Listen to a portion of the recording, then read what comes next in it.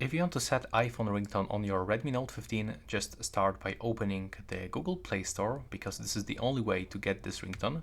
And we have to download Zedge Wallpapers and Ringtones application.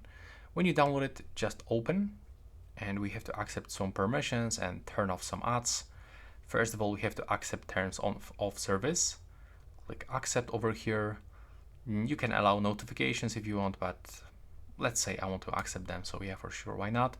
You don't have to actually choose some plan. You can just click X in the right upper corner, and here you have to go for the ringtones, just over here.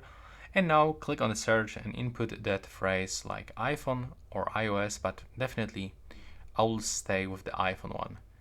Now as you can see, you have to go for the ringtones, and here select this one probably.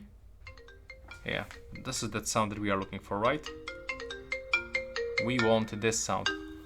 So we have to click on this, and now we have to click on this icon, and now we have to click to set notification, or we can also save this to media folder. So that's up to your preferences, but I will say here, click on this, and now allow modifying the system settings, go back, click this add, and as you can see, now our notification sound has changed. And that's pretty much it for this video. I hope you find this video useful.